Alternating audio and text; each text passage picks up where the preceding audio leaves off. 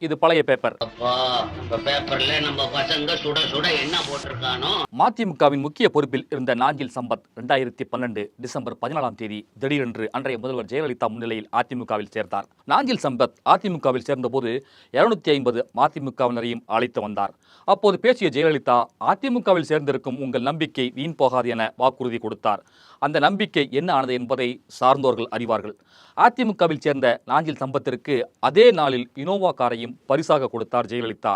அதன் பிறகு அதிமுக கொள்கை பரப்பு துணை செயலாளராகவும் நியமித்தார். ஜெயலலிதா மறைவுக்கு பிறகு அதிமுக பல அணிகளாக உடைந்தது. இருந்தபோதிலும் நாஞ்சில் சம்பத் சசிகலாவுக்கு ஆதரவாகவே செயல்பட்டார். சொத்து குவிப்பு வழக்கில் சசிகலா சிறைக்கு போன பிறகு டிடிவி தினகரனுக்கு ஆதரவாக செயல்பட்டார். இடையில் ஓபிஎஸ் இபிஎஸ் அணி இணைப்பு நடந்தது. ஒரு கட்டத்தில் நாஞ்சில் சம்பத் இனோவா சம்பத் என கேலி செய்யப்பட்டார்.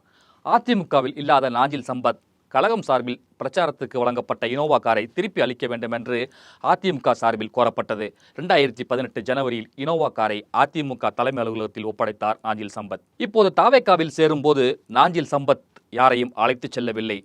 அங்கே அவருக்கு உடனே காரும் கொடுக்கப்படவில்லை. பிறகு கொடுப்பார்களோ என்னவோ, பொறுத்திருந்துதான் பார்க்க வேண்டும். துப்புனா தொடச்சுக்குவேன் என முன்பு ஒரு முறை அரசியல் இலக்கணம் சொன்னவர் நாஞ்சில் சம்பத். காரி துப்பிடுவாங்களா? காரி துப்பினா தொடச்சிருவேன். மறக்காம நம்ம பொலிட்டிக்கல் பொடிமா சேனலை ஃபாலோ பண்ணிக்கங்க.